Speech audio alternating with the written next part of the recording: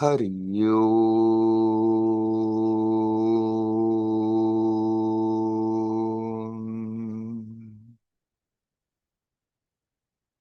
Hari Om.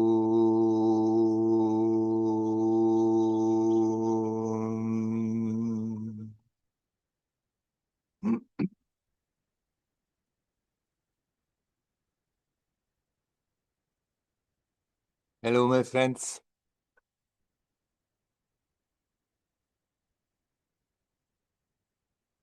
The moment we come in this world, we are being bombarded. Poor little baby is bombarded by all the ideas, the minds of the people around. And immediately there starts to be a formation of the mind, how the mind is going to work. The first years are crucial. The baby is like a sponge, sucking everything up. And people around, they have their own hang-ups, their own patterns, being also formed when they were small.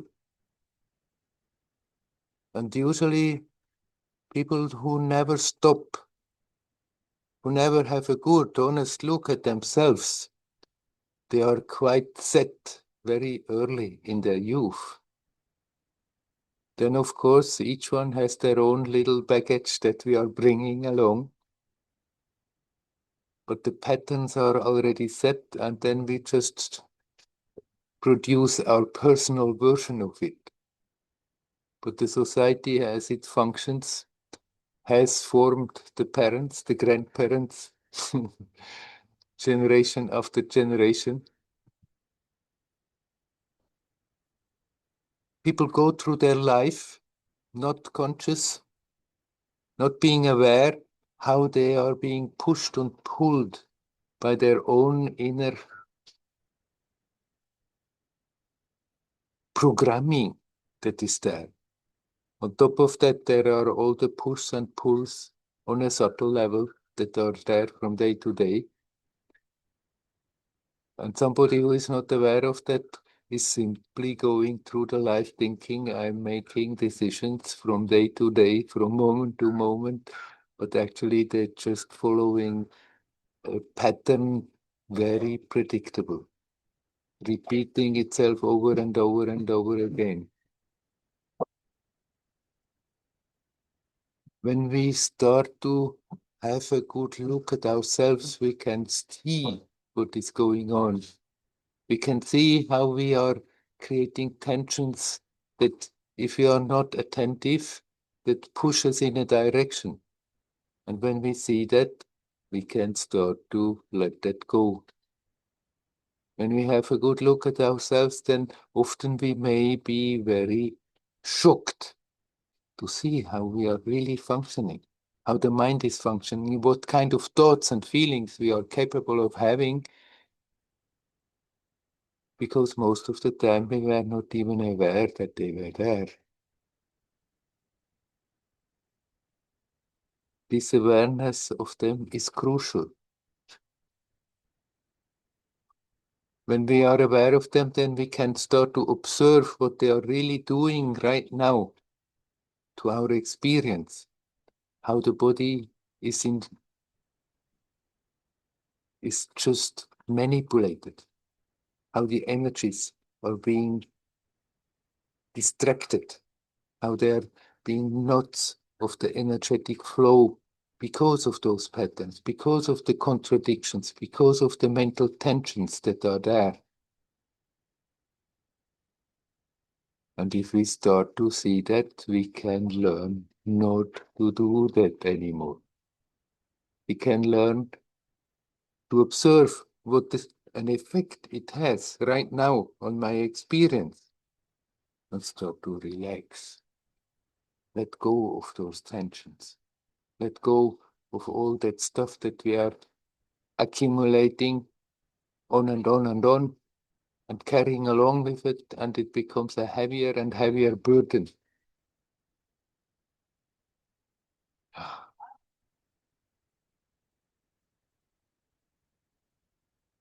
If we let that go, you're free.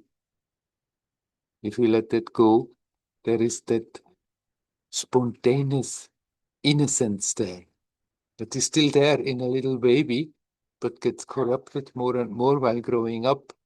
And very quickly, everything is in place. But if we see that, we can start to undo that anymore again. Become authentic, not simply a predictable figure in a pattern that has been imposed. And then after that, unconsciously, we have elaborated on it and made it strong and real and solid. That we usually think that's how it is, that's how I am. Nothing can be done about it. It's not that we have to remove all the habits, all the patterns that are there. There are many habits, many patterns. They don't disturb us in having a good, honest look at ourselves. But there are a number of them, they are disturbing, continuously creating a friction, continuously preventing us from being our natural self. And there we are good advised to learn to recognize them and learn to let go of them. This is what sadhana is about. It's not really for attaining something, because what we are looking for is already here. It's just covered up, and we have to uncover it.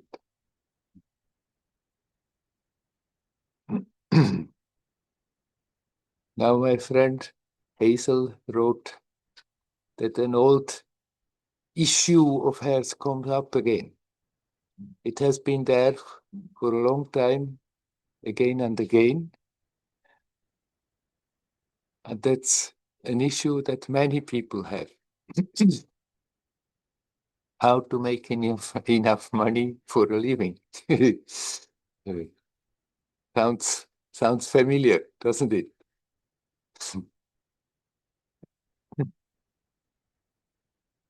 Now, there was the baby, and then that was a bit diffused. It was not more so predominant. Now the baby is there, the husband is there, brings the money. She says, we can just make it, but we would like to contribute. And that old issue comes, what can I do?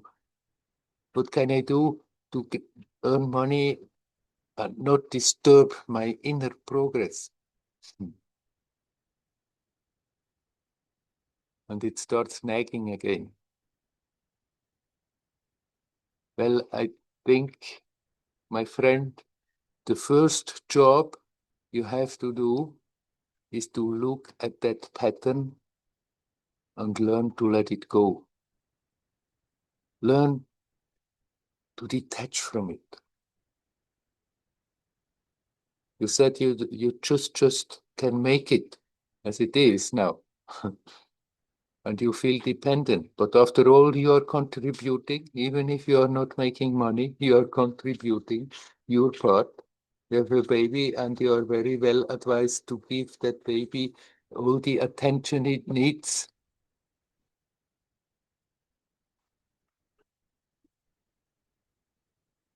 To get a base, to get something.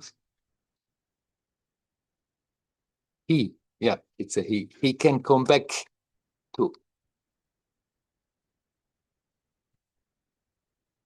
This is much more important than contributing financially. If at the same time you can do something and earn some money, great. But obviously, it's not an absolute need right now. It's mainly also that old pattern that comes and disturbs you. The idea, it's just enough. What we have is something very pliable. I remember when I came the first time back to Switzerland after having spent my first 12 years in India. I was talking to old friends, talking to people, see what they are doing, how they are doing. I talked to a friend who was living very simple. He had the habit of living very simple. He was independent, earning his money.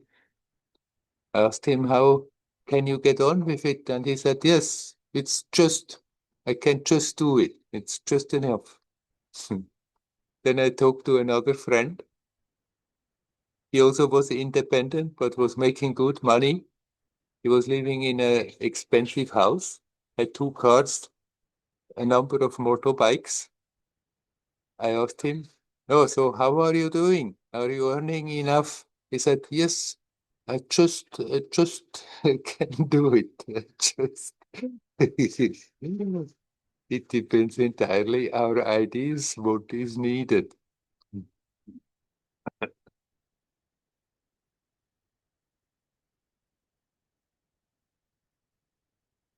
To Ramana Maharshi's time, India was externally very underdeveloped. And somebody once told to him, but India is a backward country. He said, yes, that's true. It's a backward country, but there are less needs here. Look at the goat shepherd there, the one who is looking after the goats. He's all the morning on the way with his goats, but then he gets back, has his lunch, fills his tummy, and then he lies under a tree and sleeps for some time. He's supremely happy. He doesn't need a lot to be happy. He's just happy with that. Well, by now, India is not such a backward country, and accordingly, the needs have also increased, and people are also not more so easily satisfied as they were. But having just enough is an idea that is very relative. It depends what we are expecting externally. We can live very simple and be supremely happy. Now, I'm not saying you should not make money, but be aware that you're contributing. You're doing your job in your family, and it is very important that you can give your son a possibility to develop himself also in a natural way.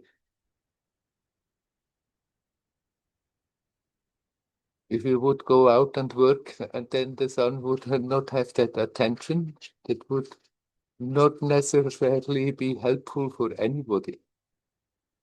But by all means, keep your eyes open whether there is a possibility that also in the situation that you are, that you can make some money in a way that you're also satisfied with, but don't make it into something that is obsessing you. It's that obsession that is going then to disturb you, that nagging it always there, I should, I should, I should. Since you're living in a situation where it is not absolutely necessary, take it easy. Set your priorities, that which counts, your own inner unfolding,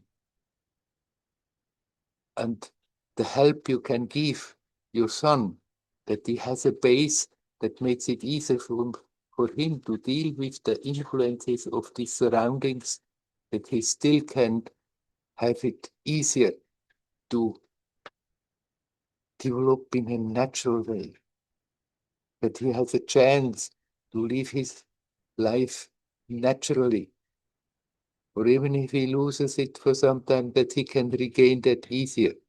This is more important than earning more money.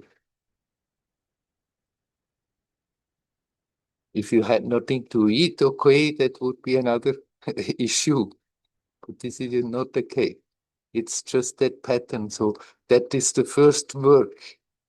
It doesn't bring money, but it brings peace. Look at the pattern when it comes up and disturbs you, makes you restless. Look what these thoughts, these feelings are doing to your experience right now, instead of turning round and round and round in the head. What could I do? See how it creates tensions in your psychophysical manifestation, and then relax them. And it's possible you have to do that again and again, as it's an old ingrained habit, and old ingrained habits have their own power. And don't let go from one day into another, but this is the first job. Look at that, learn to let it go, and then in a playful way, in a detached way, you can still have the eyes open, and when an opportunity comes along that fits in your situation, then why not grab it?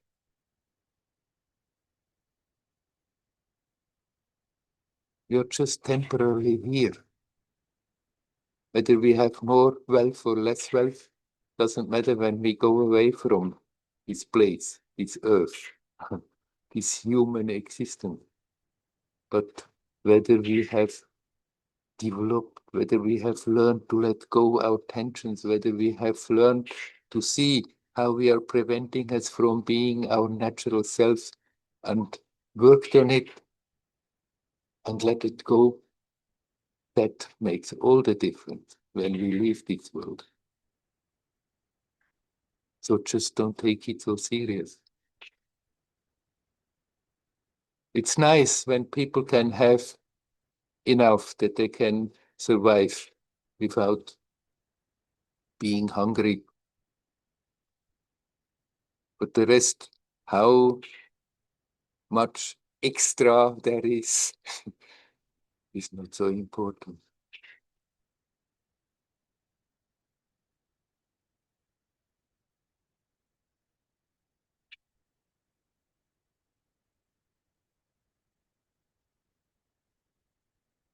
We can live in a simplicity externally and be rich with our inner experience. When we were in the beginning with Amma, we were just a handful of people. There was no ashram. There was scarcely any money. We were living in extreme simplicity, and yet it was such a richness. Just, we didn't have to, it was great. We didn't have to worry because the food was there. Extremely simple food, but who cared? We could spend our time to have a good look at ourselves, to develop, but there was nothing there, nothing luxurious there. Didn't matter at all. We didn't mind. Now it has developed. It's a tremendous place. So that also is different.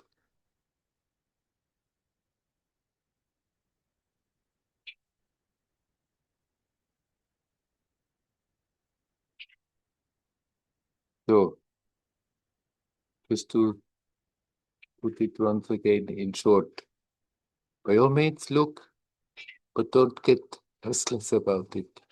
See if there are possibilities, and if one comes, then grab it, but don't get obsessive about it.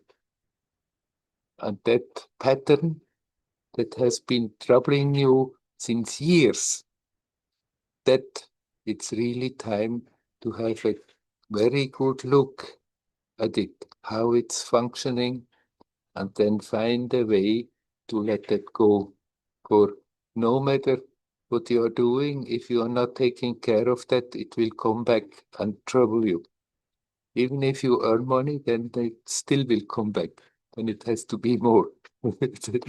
Then with the increased possibilities, more desires come, more ideas, what one should have and could do, and it never stops. Look at that pattern. Look at that issue. Look what it is doing to you right now. Whenever it comes up, energetically, physically, what kind of tensions that are building up, and let them go as good as you can. That's the main task. I wish you well with it. And I drop the subject with this. Ario, ario. And then I'm asking you, my friend, is there anyone who would like to come in and say something? You are welcome to do so.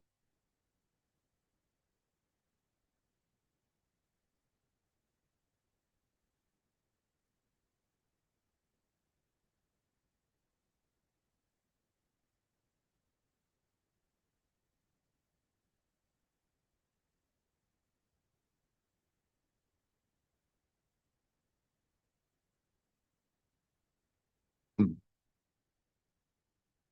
It's not so easy to switch when I just talk and talk and talk, and then suddenly ask whether any one of you want to say something. But don't feel shy. If there is anything somebody would like to bring up, don't feel shy to do so. Werner? Yes, hello, Andreas. Hello. Hmm. Um, the things you talked about in the beginning, I feel that I know some of my patterns, but I, I'm more or less helpless to really change them. I mean, they change very, very slowly. It seems that they are very ingrained in my subconscious, Hmm.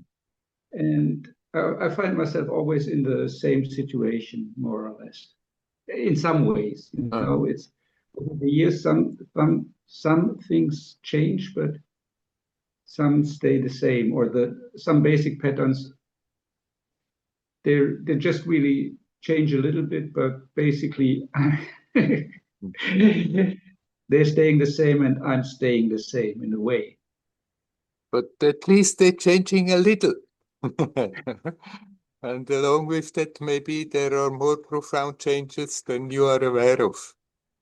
But yes, as I said, most of them, they have actually been formed when we were very young and really put deep in the consciousness and subconscious. And of course, those are very powerful that are there. And then for many years, we may have nourished them without being aware that they are there, make them more powerful, stronger, more dominant.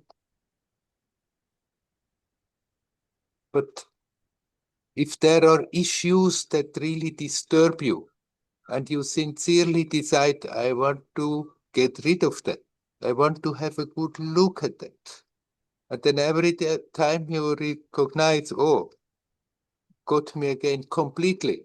I'm again in the same situation, but then at that time, not not thinking, oh, anyhow, can't do anything. It's not ever going to change. But have a good look at the situation, at the emotions that you feel with it, at the thoughts that come along with it, and a good look at your psychophysical manifestation and see what is happening there.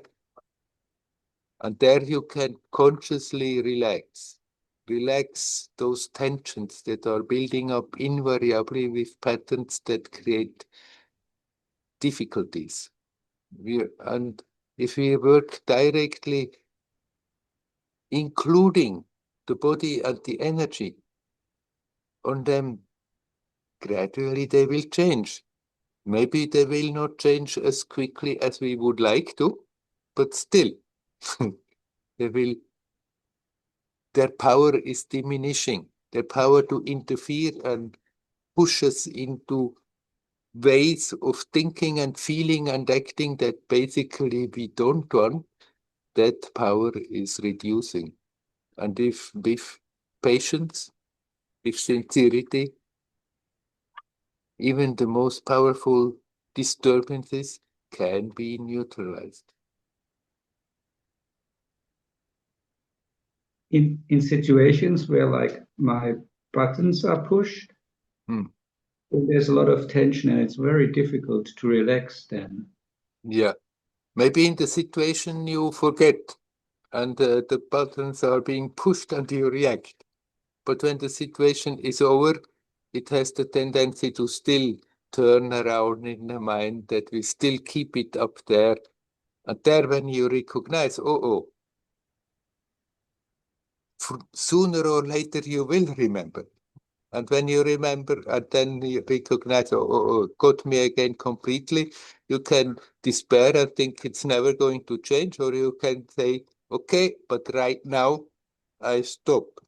I stop nourishing it. I stop turning around in my mind and justifying and accusing and doing all these things and just watch what's going on and learn to let go. And if we do that consequently, we're catching ourselves earlier and earlier, and eventually, even in the moment that awareness is there, and instead of reacting, we can learn to relax and then choose how we react.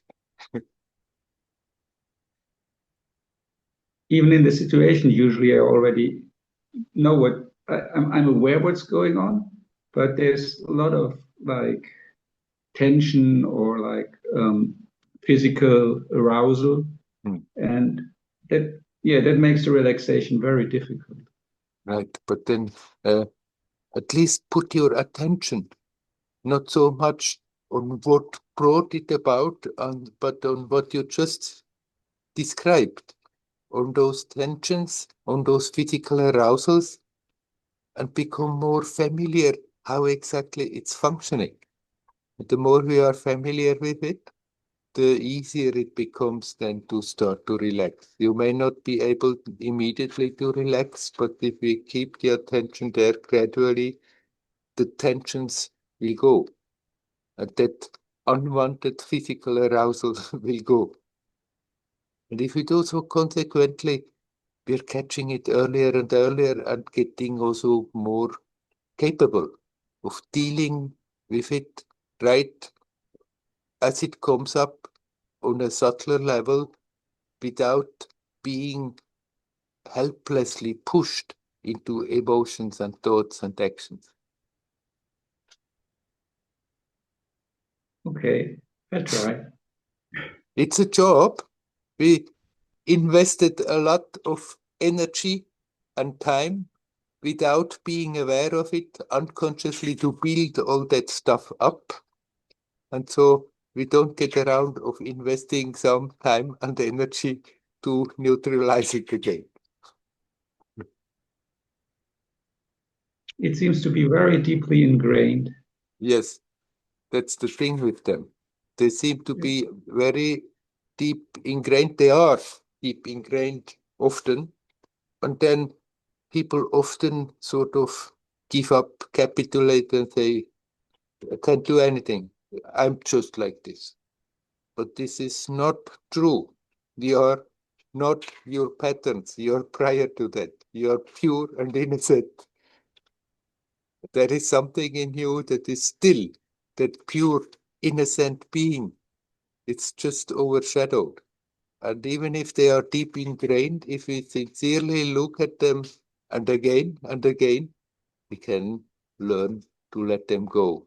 As I said, not all the patterns have to be changed, but those that create troubles, that prevent us from being natural, that create more that sense of me, separate from the whole rest of existence.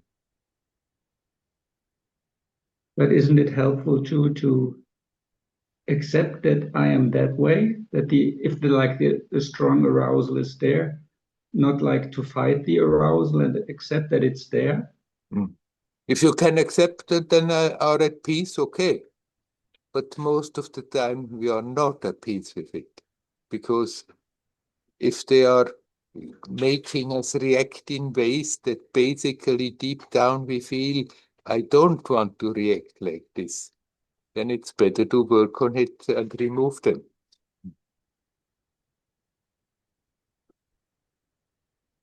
If there are traits and you think, okay, that's how I am, and you are at peace with it, you are at ease with it, then they don't really disturb you. And you are at peace with how the others like it or don't like it, then they don't disturb you. But that is another thing. Uh, Many of our actions then we don't really like, and then on top of that, we may get negative feedback from around, and then we are also concerned about that. If you can think, I don't care about that, uh, then basically you are already a good deal free of it. I wouldn't say, no, it's better to just accept that's how I am. It's not how you are. You are prior to that. You are not spoiled by any of that. And if I'm sort of capitulating and say that's how I am, then it's like I'm again closing a door to come to that which is not affected by it. Maybe it's possible to accept that this is the way I am right now, but still try to change it. Yes, But both. It's not that you should uh, hammer on your head and scold yourself all the time and say, take it playfully. Okay, it's still there. Got me again. So some more work is there to do. Not judging you, not condemning you, but accepting, all right, accepting the fact it's still there. That doesn't mean I have to accept that it stays there. I can accept, all right, it's there, so there is the need for some more work without getting judgmental about it, without thinking, oh, I'm bad, I'm bad. In spite of all the years, I'm not not able to change. What you are doesn't have to change. But what prevents us from naturally being in that, it makes sense to change. And we can accept that it's still there. And that acceptance is good.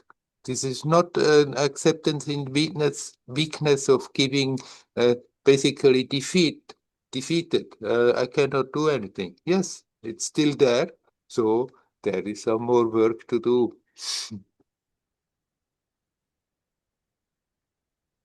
if I accept it, that this is the way I am, then it also makes it more easy to accept my own history.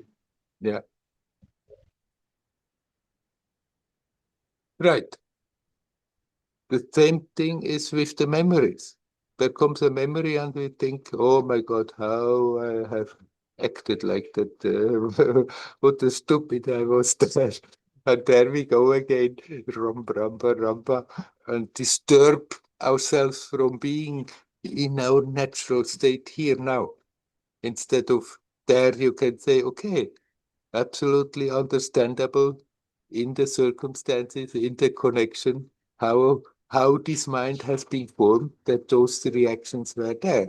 But that doesn't mean I have to keep them the whole life long. Yes. And then remember, the past is just a memory. We give it the reality it doesn't deserve. The past is not real. It's just a memory. The only moment this appearance here has a touch of reality is now.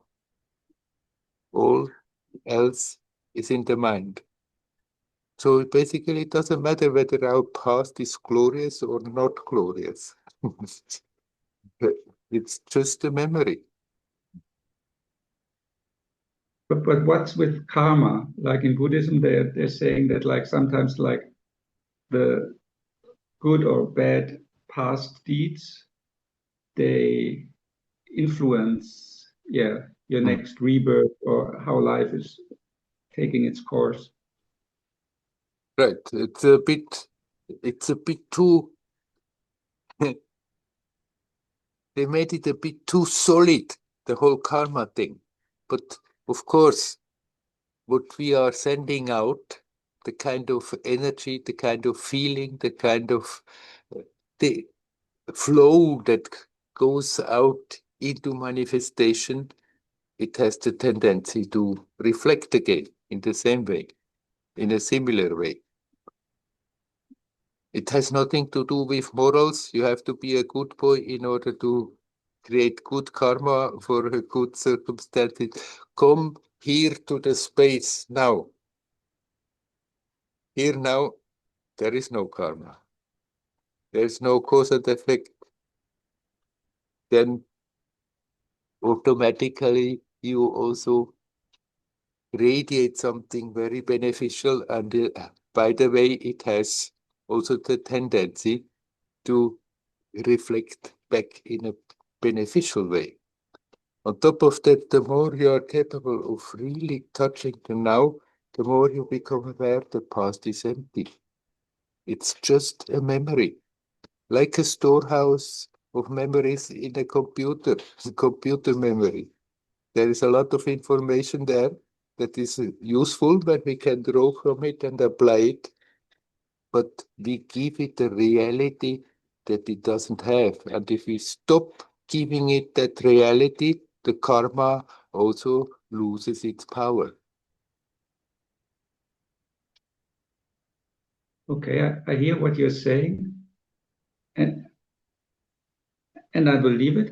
But there's like a history in the Buddhist text of like Moggallana, one of the foremost disciples of the Buddha, and he they say he was enlightened and he could do like magic things.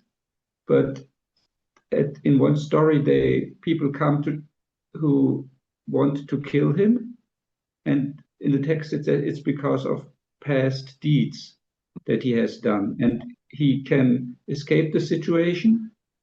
And but like after a certain while, other people come and try to kill him because of the same past deeds, and this happens a third time. And finally, he decides, okay, I can't escape this kind of karma. I let them kill me. What would you say to that story? I would say this is a story that has been created to to keep people in line and behave properly. uh, uh, you say you said I don't know these stories, but you said he was enlightened, but then still the karma was picking up on him. But actually, if he was really free, he was free of karma. And if then still it so happens that somebody comes and kills him, then he doesn't mind. That one way or another, you have to get out of this story. maybe better than maybe better than suffering from diseases and slowly uh, withdrawing.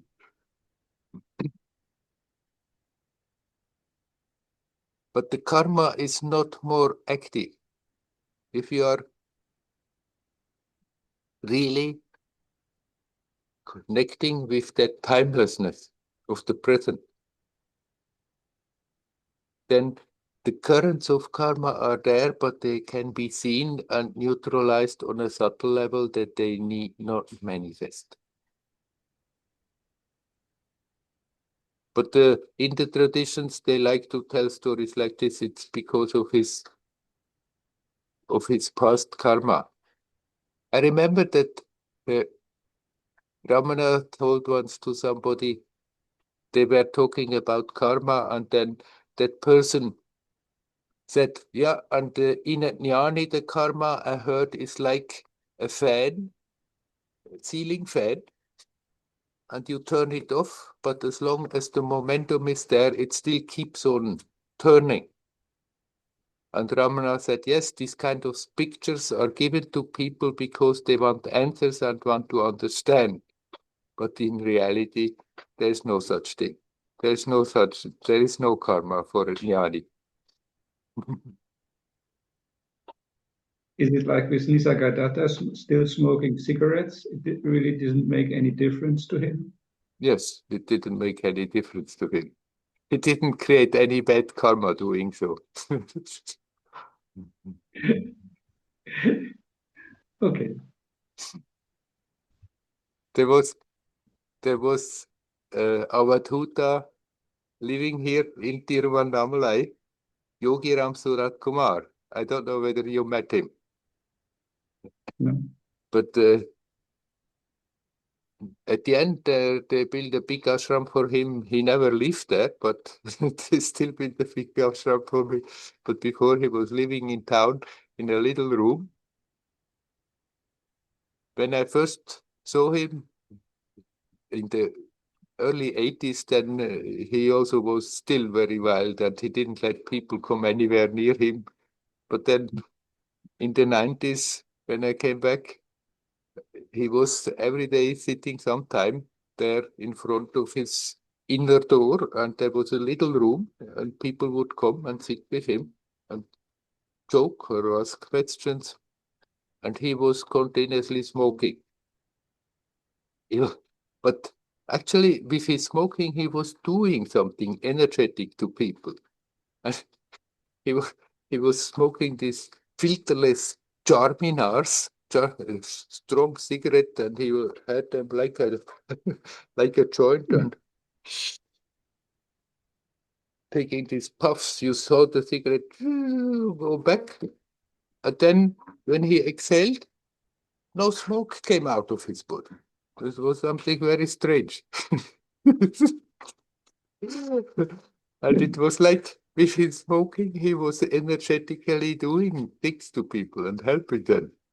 So I don't know whether when I met Nisargadatta, he was very old and had already his throat cancer, and there he didn't smoke anymore in the satsangs. Previously, he did smoke also in the satsang. And I don't know whether there was something similar for him or not, or whether he just smoked and didn't care.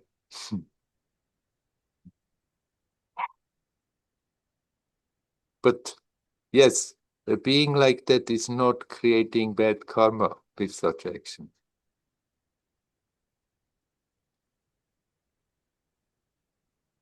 Okay.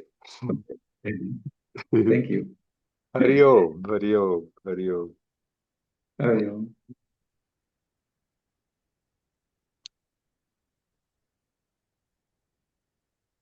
Is there anybody else who would like to come and say something?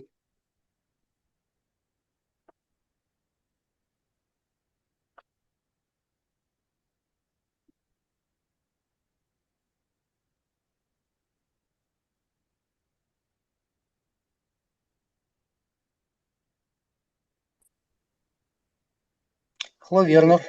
Hello, Dial.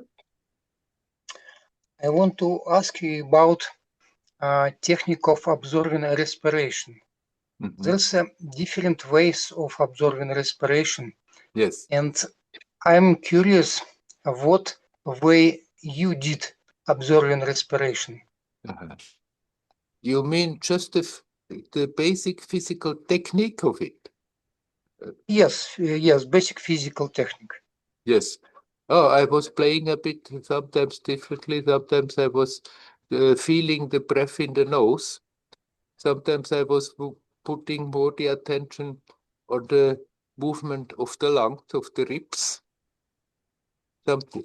But mainly, usually along with observing the breath or working with the breath, also I was observing the energy and learning to be aware of the energy flow that is connected with the breath. And along with that awareness, with that increasing awareness of the subtle energy that is connected with the breath, also becoming aware that many troubles in the body could be neutralized like this. And also mental patterns, exactly, mental troubles that would create tensions, and then consciously breathing, and at the same time being aware energetically what is happening, what kind of energetic disturbance that pattern produced in the body. Then just being aware of that energy that is connected with the breath and go into this disturbance and learn to neutralize it in that way. Yeah, and thank you. I'm asking you because I just did a Vipassana course, and I get ability to focus myself in this spot and feel how incoming breath coming with a little sensation here, out breath going, so incoming with freshness, outgoing with warmness because the air is more warm inside the body, and I see this focus, it works, it's bring me some relief. Yes. But also same time, I notice that I'm very easy focus on this spot, third eye. It's very easy to focus on this spot. Yeah. And I try to combine observing respiration with the focus on the third eye. But somehow I don't find it. It's somehow or respiration or this focus. Because when I focus on third eye, I start to see kind of pictures, not real pictures, but just black and white light, little black, something. I focus on the vision on this spot. So what do you think? Is it advisable try to combine respiration and focus on the third eye, or it's totally different techniques? No, it's not totally different technique. The thing is, you have learned in your Goenka Vipassana that you should focus here. Yes. And then after that, when you focus on the third eye, then it gives a conflict in you because you think, no, I was told I should, along with watching the breath, focus here. And then that conflict is disturbing. Because of that, it's then a bit difficult. Now, you can decide for yourself, okay, in this school of technique that I have learned, it said you should focus here, but I like to focus here. And then you can decide for yourself, or am I now going what I like to do better, or am I just going to follow what I was told one should do? Because certainly you can very well focus on the third eye and being aware of the breath. It feels in a way after some time like you breathe through the third eye.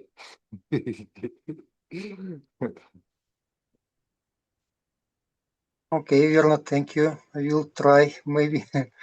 You figure out for yourself, and if you cannot decide, then you decide, okay, I'm doing it for some time here and for some time there. Yes, I'm looking for stable concentration.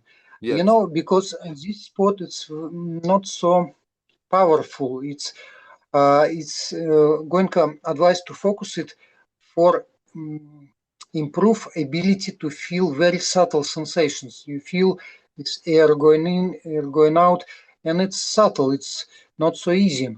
So much easy in the chakras. Like here, for example, third eye, you focus very easily, naturally. So, and I was looking for something simple. I focus one spot and relax forever.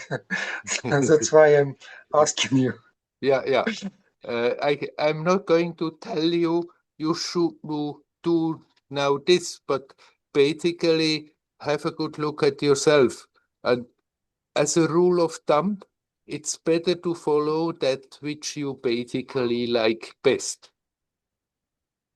even if it is going sometimes against the rule of a certain school.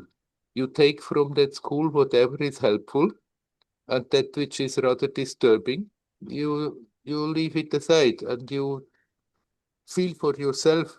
You like to do it like this, and it's doing me good, so then why should you not do it like this? Okay, thank you, Werner. Thank you. Hari Om. Hario, Hario.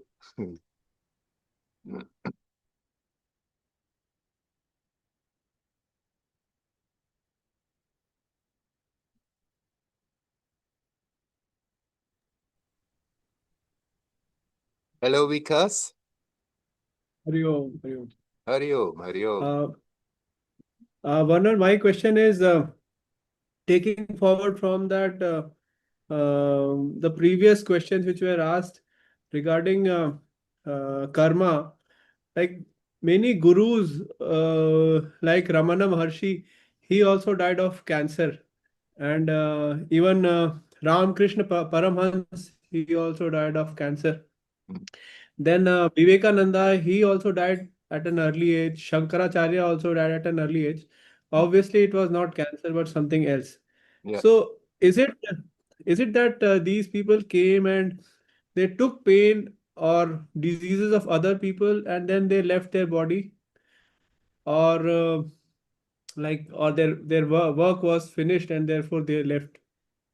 Um was it their karma, or obviously they are like realized souls, Yeah. so they are not bound by karma. Whatever they wanted, they have healed so many people, so Yes. uh, they died of cancer. And is it justified in any way? Justified. What do you mean with is it justified? Like, these are very evolved souls, Yeah. and they took pain of many other people, then Yeah. why there was so much of pain for them? Ah, like that. Yes. Yes, I'm sure a great being like Sri Ramakrishna, he could easily have cured himself if he had put his intent to that. But he chose not. You asked whether his work was finished. Yes, he felt his work was coming to an end, that he is directly involved in a human form. And then when he lets that happen, that he has throat cancer, he had throat cancer. And seemed to be very painful. But if a being like this accepts a pain, they can do magical things with it. They can really, it's not that they are victims of circumstances or of karma, but they accept, all right, as a final act of grace in his physical situation. He accepts going through heavy physical pain, and in that way also again helps other people. And I cannot say exactly what he did because it can be in very different ways. But if a being like Ramakrishna accepts that his body is paining like this, then he's doing a lot of work for the good of the people who connect with him. In the beginning, when I was with Amash, he used to have all these kind of mysterious diseases that suddenly come. They are there for a moment and they go again. But it felt often that her body is in a lot of pain. And we always, as concerned disciples, try to somehow do things that she is not in pain. And what she said, if I'm not in pain, I'm not working. I'm not doing my work, without then giving more explanations what exactly she meant. But it was clear that it was not somehow karma or something, but things that she was doing in connection with people. Once also I asked her, can you not somehow remove this or that? Or you there was a 7 days Bhagavatam reading, with continuous homa going on, and then the ashes and the earth just under the homa place, supposedly it's very powerful healing material. And so they collected it and they said to her, you keep for yourself. You're always having all these strange things. And she smiled, looked at me and said, look, I'm not having any diseases myself.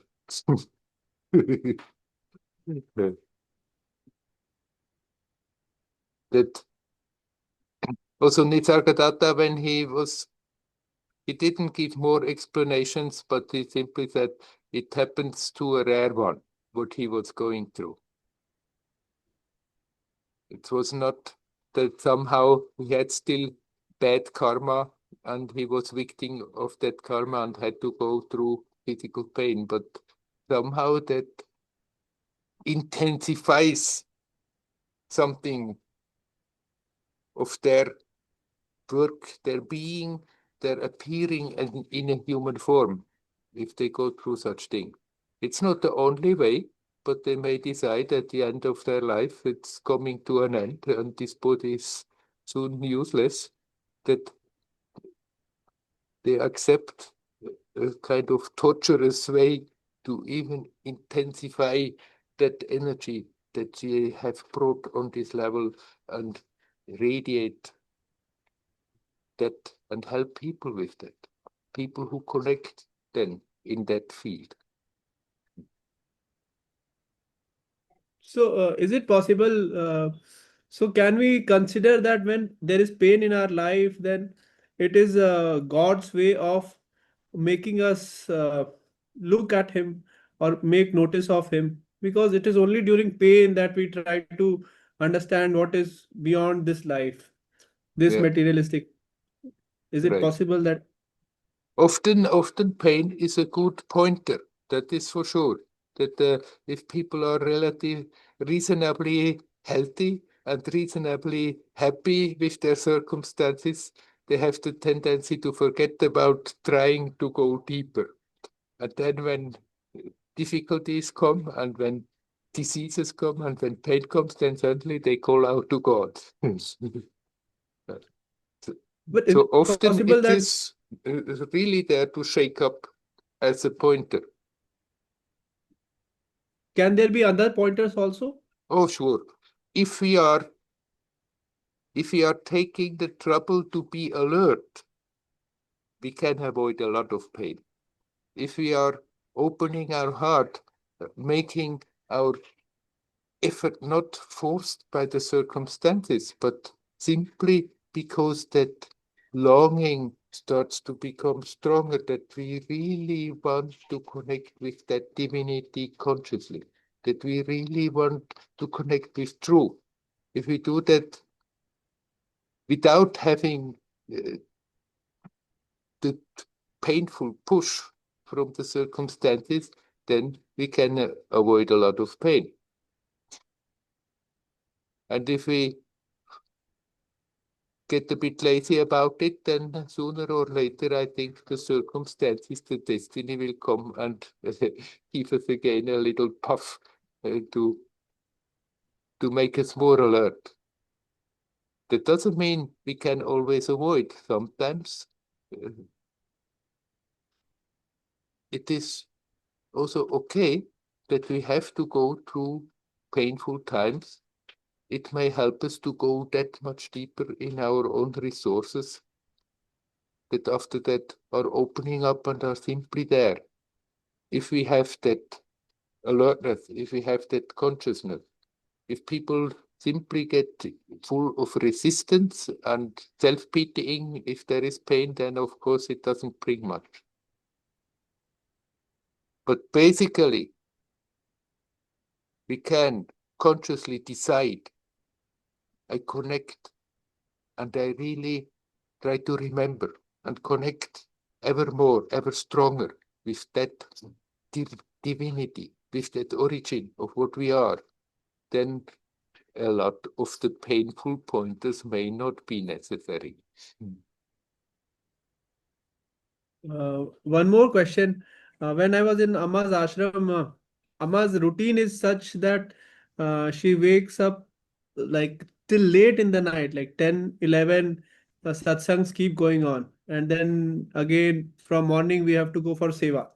So it's like sleep is not an important factor in her life. Amma is like she is working so much and she expects us also to work so much. So I wanted to ask, in this spiritual journey, is it all about working hard, or we should consider our sleep also? That because generally people say that you should sleep by 10, 10:30, but Amma keeps working like 11, 11:30 and then start working again.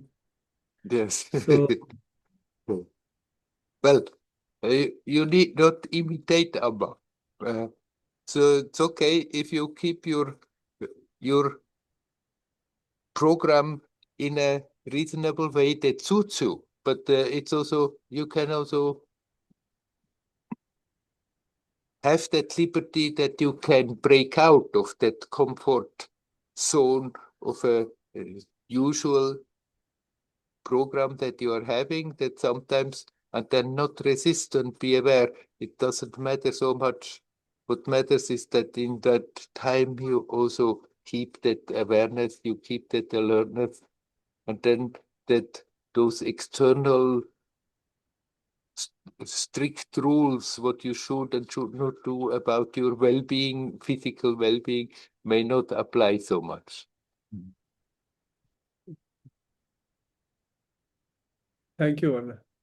But you have the right to relax and and recover. It's not that you have to deprive yourself now of sleep and think. There are yogis who do that, but that's their way. That's not recommended as a general approach. So Right. yeah. Thank you so much. Hari Om, Hari Om, Hari Om. Hari Om, Hari Om.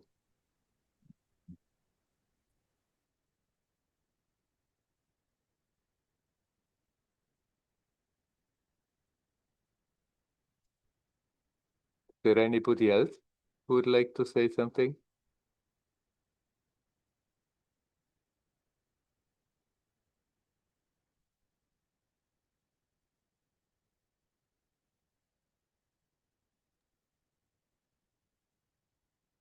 Andreas again, you're welcome. If nobody else wants, do you consider it a big grace to be with Amma so close in the Yes, beginning? I did. I do. I did.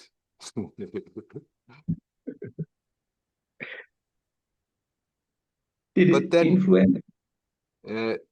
still, it's not so. It's like here people coming to Arunachala. Some people come to Arunachala and think then, okay, I can just be lazy as I want. Then Arunachala is going to take care. It doesn't work like that. Also, when you are close, have that possibility of physical proximity with a being like this, it's not because of that things are then just magically happening by themselves.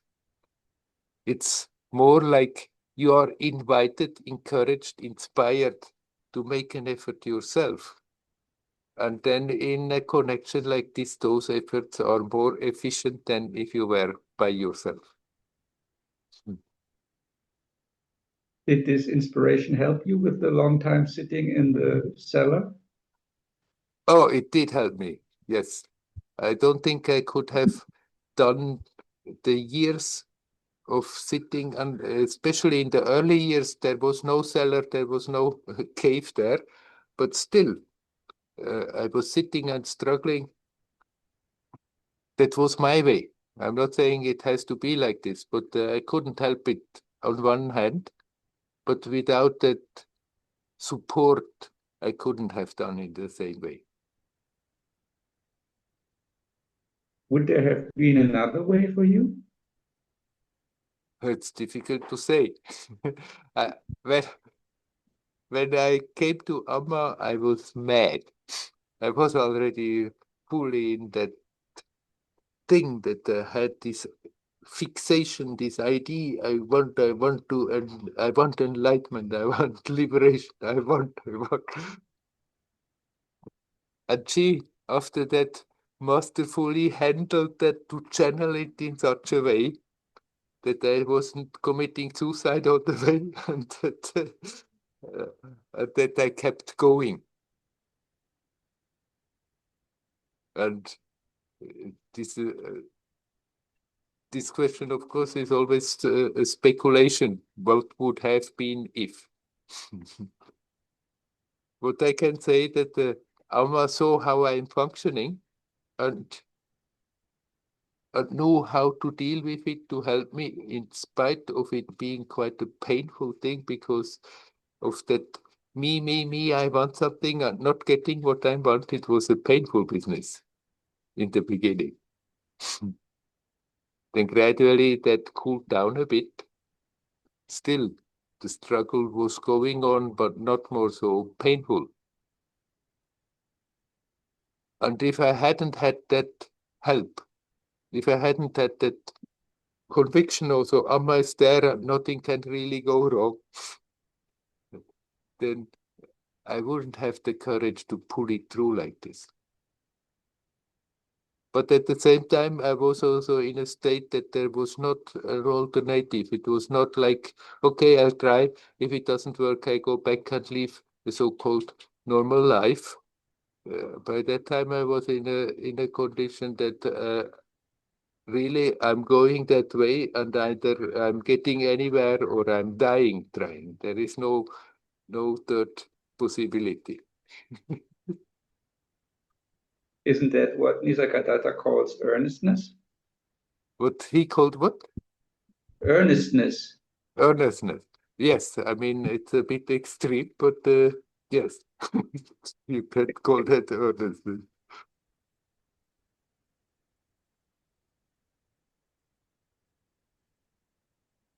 Yeah, my question is like, would have, I mean, as when I understand you right, what I read in that interview about your life, or heard in the interview about your life, that the final thing was like a giving up, wasn't it? When Yes, you banged so long against the wall that the change happened when you just gave up. right. But until I was ready to do that, I had to be pulled through quite a story that I went through a time that I thought everything is totally lost and I missed it, and then only gradually started to understand, no, nothing is lost. Simply, I'm not in control. I don't know what's going on. And giving up that thing, that me who thinks I'm in control. I'm doing my work. I deserve a reward and all that stuff. Then that had to go.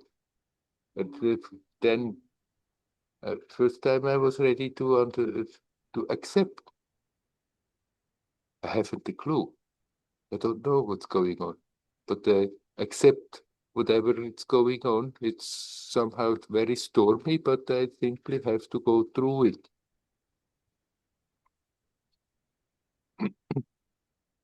Doesn't have to be like this, but I guess in my case, I was a bit hard nut. It was necessary. I think I couldn't do that. Yeah, you don't have. I'm also recommending everybody learn to be playful about it. We don't have to go through these kind of things, except if we want to go through these kind of things, and we can't help it. And that was my situation. Are there other ways to let go? Yes, you do what I'm telling you all the time to do. you you watch, you see what's going on, You see the tension that you're producing unnecessarily and learn to relax them. Letting go, detachment, and relaxing basically is the same thing. People sometimes think I'm advising them to be lazy when I tell them relax, relax, relax. I'm not advising anyone to be lazy, but I mean when I say relax, then I mean relax. And relaxing is letting go of the tension. So I'm not relaxing enough? We basically all don't relax enough as long as we are holding back those things that are creating trouble.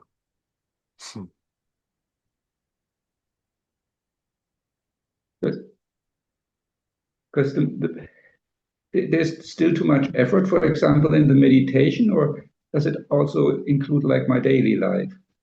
It includes all. And your efforts are not wrong in meditation. It's not that you should give up your efforts in meditation when I say relax. By all means, do whatever you need to do, but you can learn to do it more and more in a relaxed way instead of creating tensions with an effort. People know to do efforts in a relaxed way. People who are not moving much in their profession, after that they go and do physical exertion and relax in that way. Go swimming, go jogging, climb up a mountain. Making efforts, but as a recreation. Being aware that helps them to let go of tensions. So your efforts in meditation, when I say relax, relax doesn't mean give up your efforts in meditation, but you can learn to be more playful. And I was not in the beginning ready to be so I had to bang my head.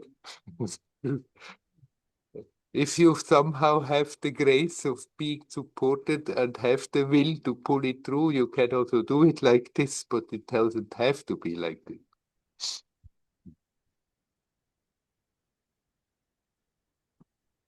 So you should stop to produce tensions? Yes, unnecessarily. You can playfully produce tensions and let them go. That can increase your capacity to let go.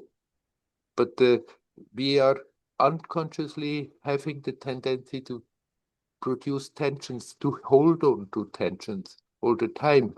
And this is eating up our life force that could be used much more useful. Yeah, I get very easily tensed, for example, in contact with other people. A lot of times I feel tensions rising. And it's very hard to let them go. Hard is not impossible. We can work on it, but then gradually it's getting easier if we sincerely want to.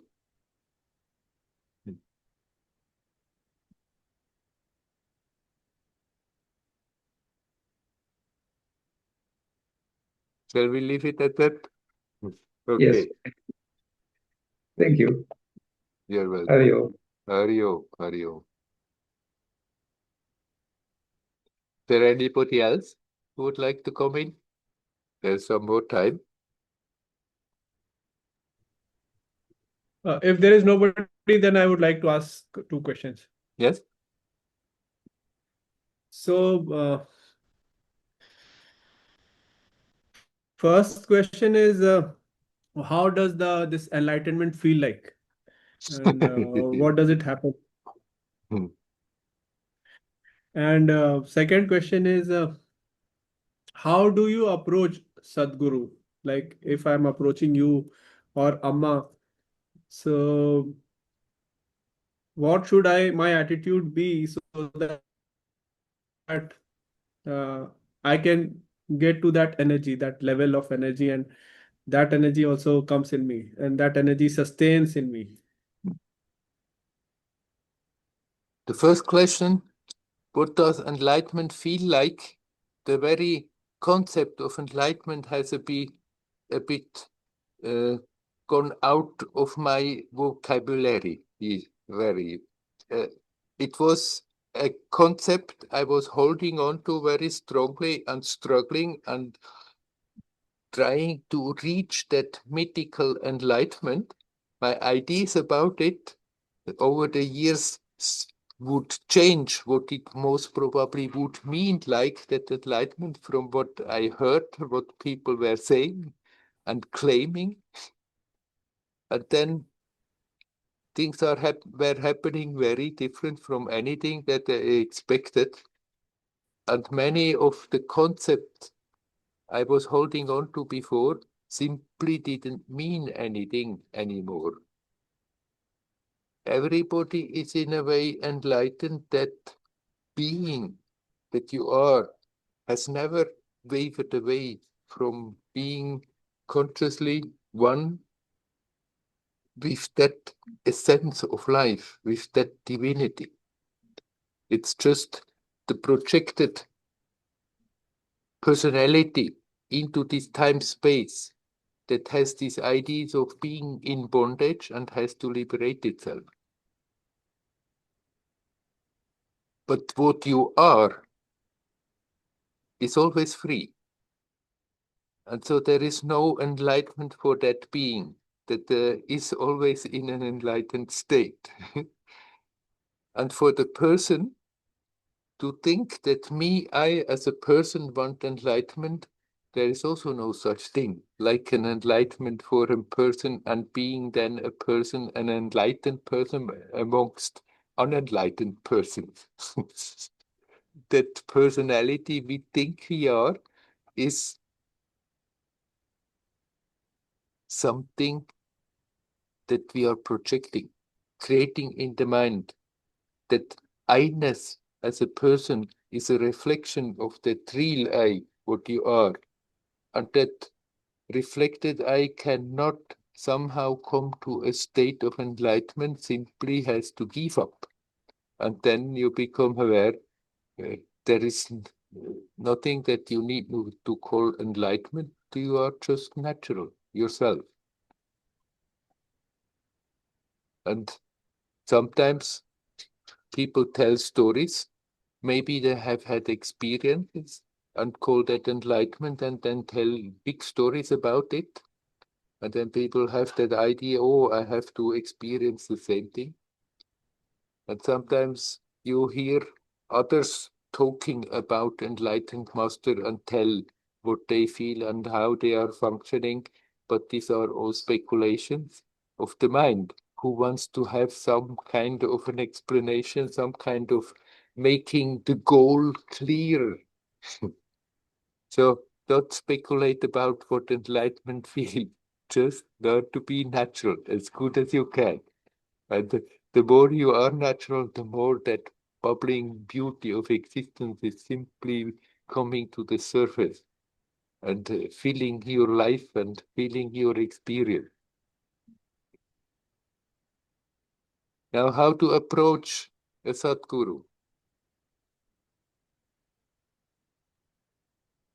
I mean, many people come to Amma, many people came to Ramana.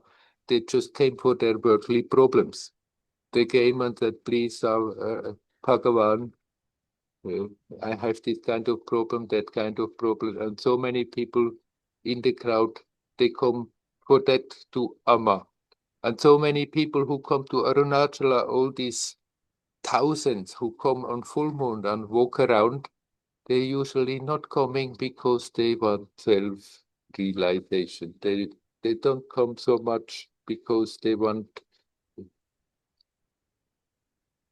really directly experience what they are. They come with all kinds of ideas that, oh, I have a business and it needs good influence. And it works also. But basically, if you approach a Sadguru approach with that yearning for truth, that's basically the job of the Sadguru. Those who come, who yearn for truth, that they are getting guidance and support to become aware that truth they are longing for, they are yearning for, is already here, is their own self. I don't know whether you still can hear me, because your picture is frozen. And I cannot hear you.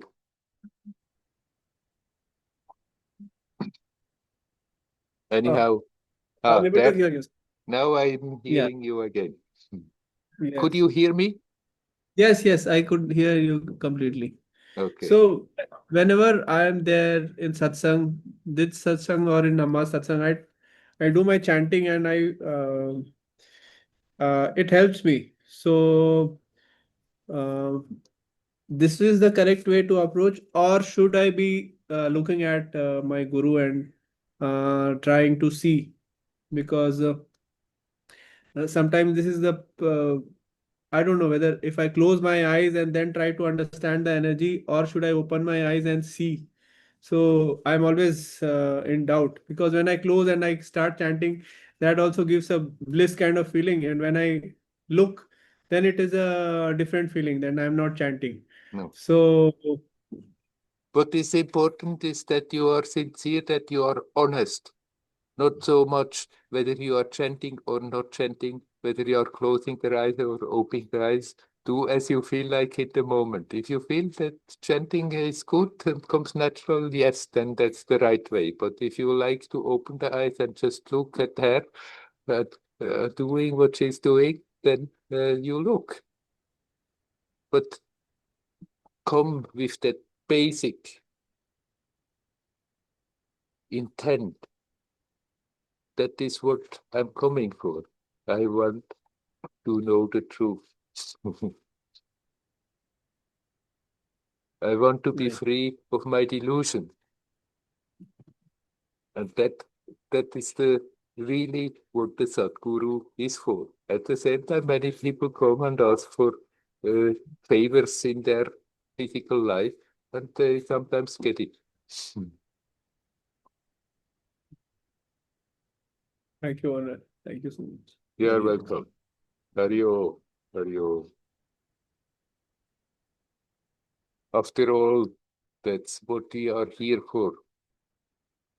We can achieve so many things, nothing wrong. Somehow or other, we have to live our life.